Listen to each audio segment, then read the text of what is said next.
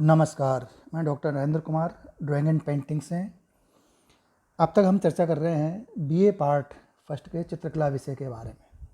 तो अब तक हम जो है चर्चा कर चुके ललित कला की परिभाषा, अर्थ और महत्व, चित्रकला, मूर्तिकला के बारे में, व्यवसाय कला, ललित कला, ललित कला और व्यवसाय कला में अंतर, लोक कला, कला प्रदर्शनियाँ समाज, कला केंद्र, कला वीथियाँ, कला का शैक्षणिक महत्व, कला और प्रकृति, इनके बारे में अब तक हम लोग चर्चा कर चुके हैं। अब आज हम ले रहे हैं नया टॉपिक, कला और मनोविज्ञान, आर्ट एंड साइकोलॉजी। तो कला और मनोविज्ञान दोनों का आपस में एक दूसरे का गहरा संबंध है। तो कला की परिभाषा तथा उसके महत्व पर विचार करते हुए प्रारंभ के अध्याय में जैसे हमने ज्ञात किया कि कला मानव की अंतःप्रेरणा से उद्भव, कल्पना, विचार और अभिव्यक्ति के परिणाम से उपजी रचना है।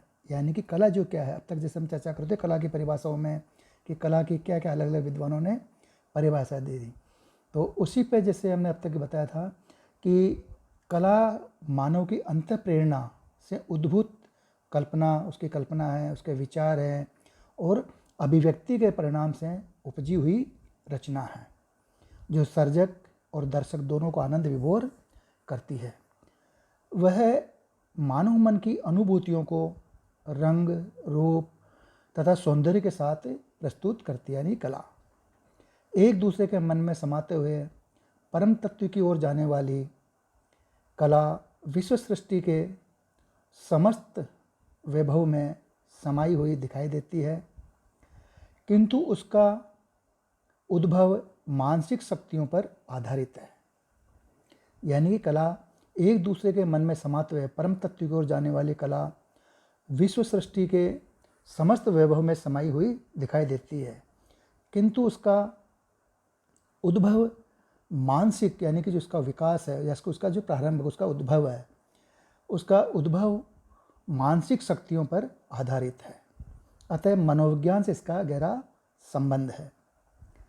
कला तथा मनोविज्ञान का संबंध जानने से पूर्व जैसे कि हमें मनोविज्ञान के संबंध में कुछ जानकारी आवश्यक होनी चाहिए। तो मनोविज्ञान क्या है उसके बारे में हम आपको बताता है। जैसे मनोविज्ञान की परिभाषा क्या है, मनोविज्ञान किसको कहते हैं, इसका मोटा मोटा इसके रूप में तुम्हें आप लोगों को बताने का प्रयास करते हैं।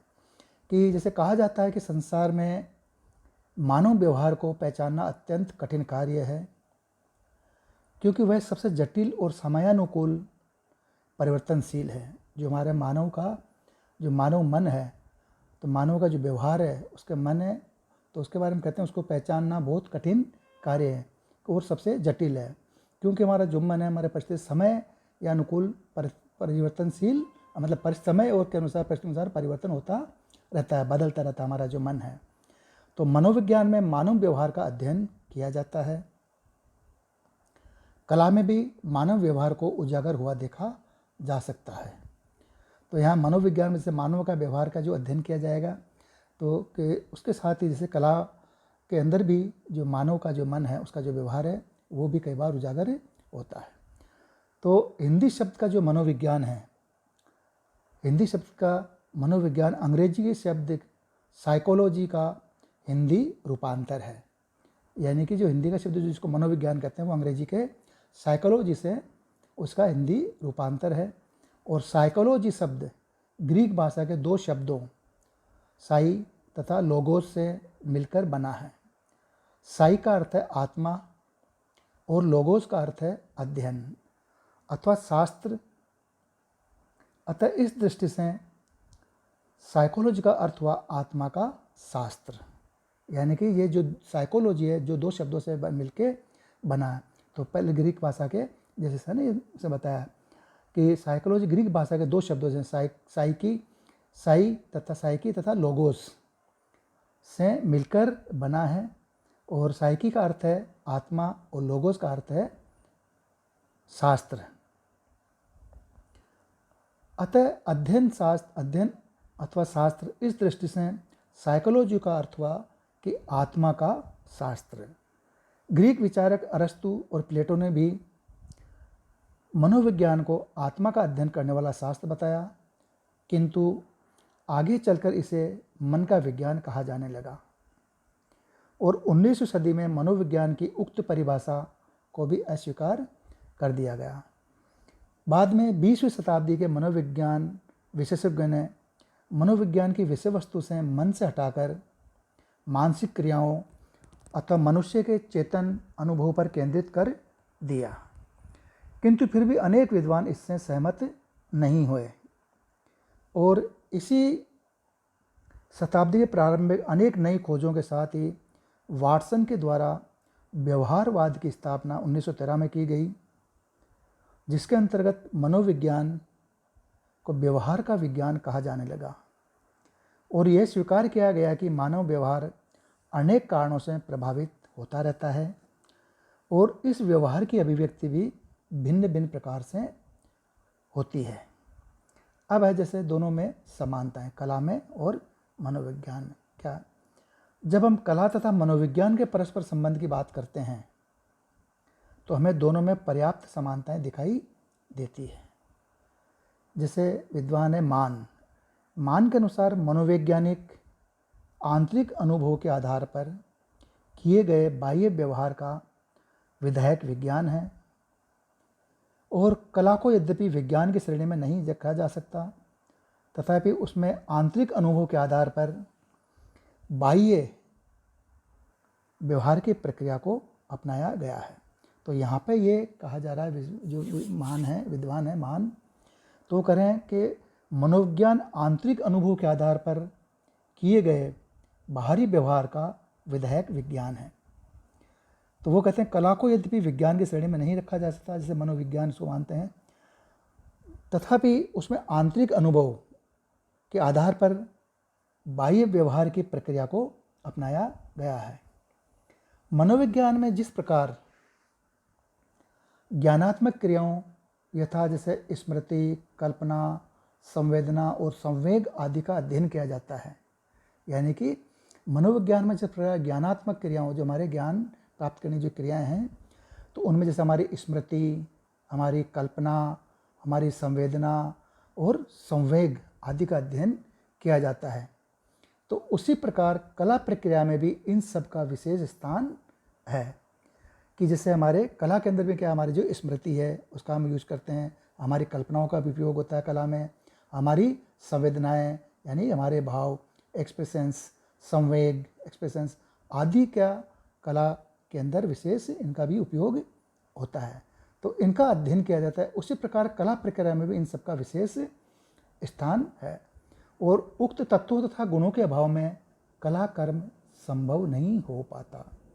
यानी कि जो समानता है मनोविज्ञान में और कला में, कि जिस प्रकार हमारे जो मनोविज्ञान के अंदर ज्ञानात्मक क्रियाएं हैं, जिसके द्वारा मनोविज्ञान में मानी गई है कि हमारी स्मृति, हमारी कल्पना, तो कला के अंदर भी कल्पना के आधार पर भी कला होती है, स्मृति के आधार पर होती है, संवेदनाएं होती है कला में, संवेग होते हैं, आवेग होते हैं, उसी प्रकार ये इन चीज़ों का मनोविज्ञान में होता है। तो वो इन्हीं चीज़ों के आधार पर एक कलाकृति का भी निर्माण होता है, जिसका इस प्रक्रिया में इसका विशेष स्थान है और इन गुणों के अभाव में कला का निर्माण भी संभव नहीं हो पाता। अब जैसे मनोविज्ञान का वातावरण से गहरा संबंध हो जाता है, मनोविज्ञान का कि जो वातावरण है हमारे बाहरी, इस वातावरण के प्रति प्राणी की अनुक्रियाओं का अध्ययन किया जाता है, यानी कि जो मौसम के अनुसार व्यक्ति का मन पे क्या क्या प्रभाव पड़ते हैं, कब क्या चेंज होता है, तो उसके अनुसार उसकी क्या जो फीलिंग्स हैं, उसकी भावना है, उसके इमोशंस में क्या परिवर्तन, क्या चेंजेस आता है।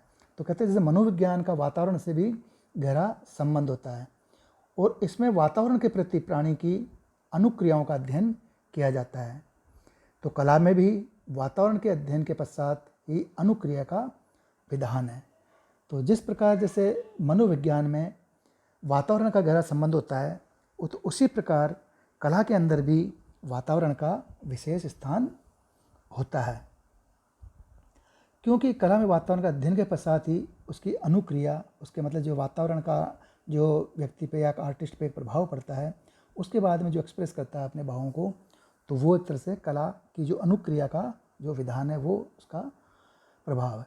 अब कला में वातावरण का अध्ययन ही नहीं, उसका निर्माण भी किया जाता है। यानी कि वातावरण के अनुसार, जैसे आज के मान लो पश्चिम के जो कलाकार थे उनमें अपने प्रभाववादियों ने, तो वातावरण के अनुसार ही वो अपने पेंटिंग्स का निर्माण करते थे, समय के अनुसार, कब मौसम का क्या परिवर्तन आ रहा है, उसके बाद इस तरह से वो, तो कला में भी वातावरण का अध्ययन ही नहीं, उसका निर्माण भी किया जाता है।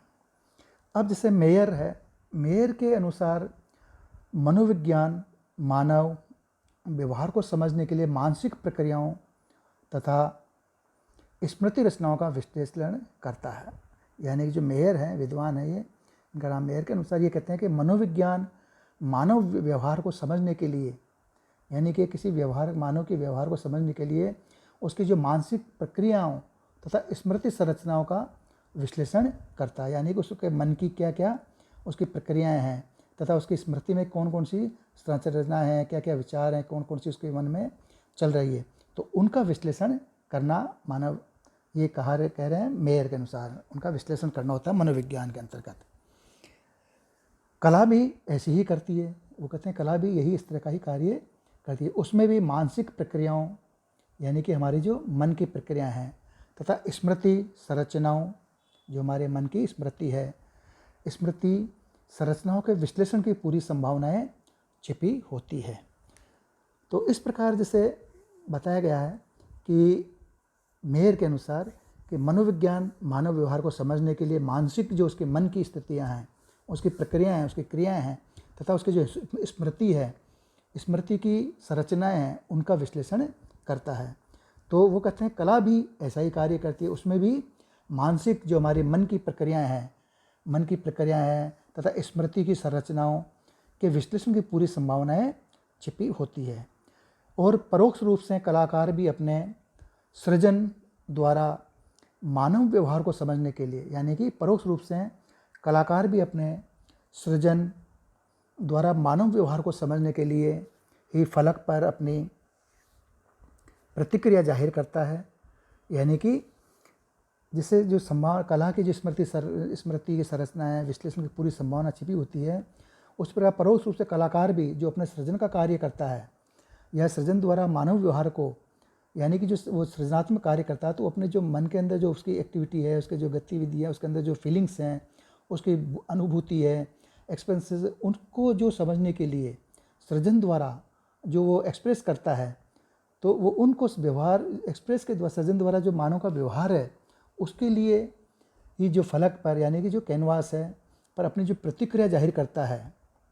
और व्यवहार और मानसिक क्रियाओं का मेल हमें कला में अनेक स्थानों पर देखने को मिलता है। तो ये कहते हैं मेयर के अनुसार, जैसे बताया कि जैसे मानसिक प्रक्रियाएं हैं, स्मृति संरचनाएं हैं, उनका विश्लेषण मनोविज्ञान के अंदर होता है। तो वही चीज़ें, उन्हीं का अध्ययन कला के अंदर भी किया जाता है। माने उन्हीं के आधार पर, जो ये बताया है उसी के आधार पर कला का भी निर्माण होता है।